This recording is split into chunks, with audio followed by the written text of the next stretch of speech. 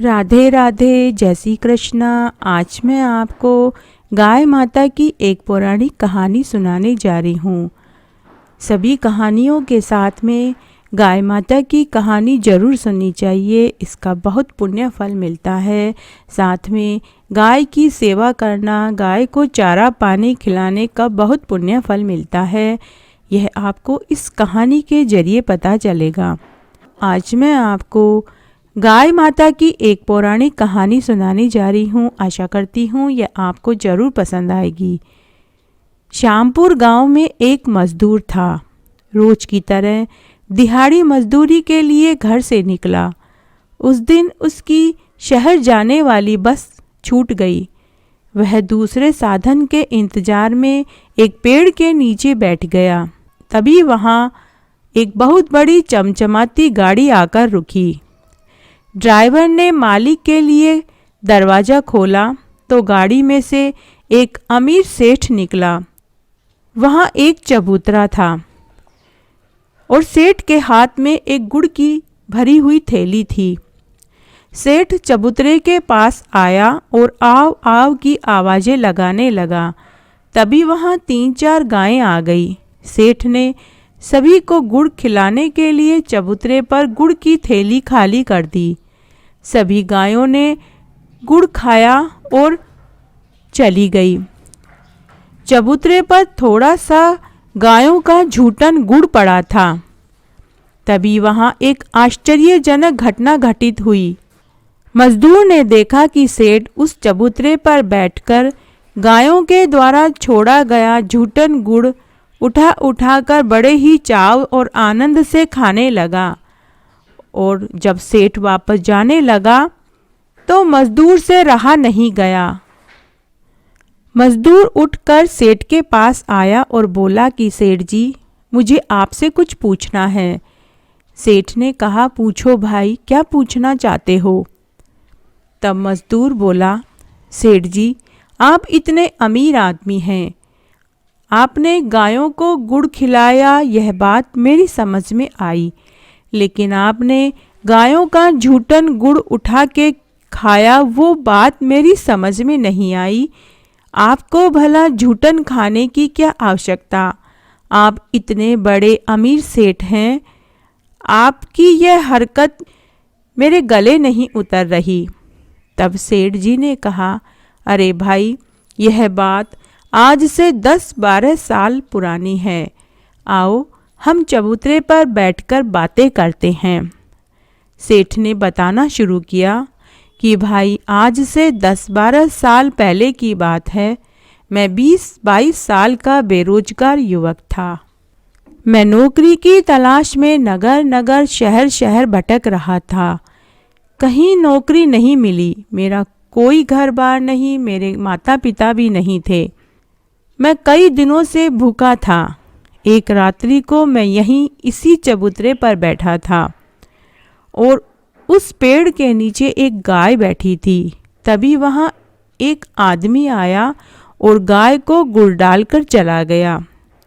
उस आदमी के जाने के बाद मैंने देखा कि गाय ने गुड़ की तरफ देखा भी नहीं। मैं भूख और प्यास से बेचैन था। मुझे उस समय कुछ नहीं सूझा तो मैंने गुड़ उठाकर खा लिया। इस तरह कई दिन बीत गए। मैं नौकरी की तलाश में रहता और रात्रि को इसी चबूतरे पर सोने आने लगा और रोज एक आदमी गाय को गुड़ डालता, लेकिन गाय माता गुड़ की तरफ देखती भी नहीं और मैं उस गुड़ को रोज उठाकर खाने लगा और अपनी भूख मिटाने लगा। इस तरह कई दिन बीत गए। तब एक दिन मुझे एक कपड़े की दुकान में काम मिल गया। जब मुझे पहली तनख्वाह मिली तो मैंने 1 किलो गुड़ खरीदा और इसी चबूतरे पर आकर मैंने उसी गाय को गुड़ खिलाया तो मेरे आश्चर्य का ठिकाना नहीं रहा। मेरा लाया हुआ गुड़ गाय माता ने खा लिया। तब मुझे एहसास हुआ कि गाय माता उन दिनों में मेरा पेट भरने के लिए गुड़ नहीं खाती थी। गाय माता ने मुझे उन दिनों में पाला। तभी मैंने प्रण कर लिया कि मैं रोज 1 किलो गुड़ गाय को खिलाऊंगा और गाय का झूठन गुड़ खाकर मुझे बहुत तृप्ति मिलती है। मैं गाय माता के आशीर्वाद से ही पला और गाय माता के आशीर्वाद से ही आज मेरे खुद के कपड़ों का कारोबार है। उसके बाद सेठ और मजदूर अपने अपने घर चले गए। मजदूर ने घर आकर अपनी पत्नी, माँ और बच्चों को पूरी बात बताई।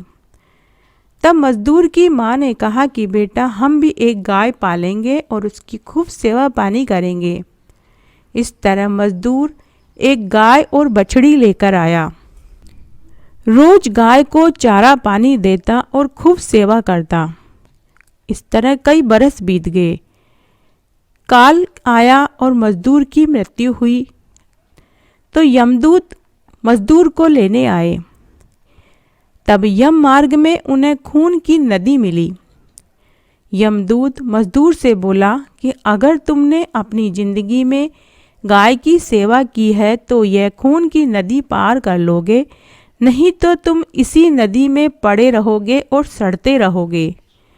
तब मजदूर ने आंख बंद करके गाय माता को याद किया और वही गाय वहां प्रकट हो गई। मजदूर ने गाय की पूंछ पकड़कर खून की नदी पार कर ली। इस तरह यमदूत मजदूर को लेकर यमराज की चौखट पर पहुँचे। चित्रकूट जी ने मजदूर का लेखा जोखा पढ़कर यमराज को सुनाया। तब यमराज ने कहा कि तुमने अपने जीवन में गाय की खूब सेवा की है, इसलिए तुम्हें स्वर्ग का वास मिलेगा।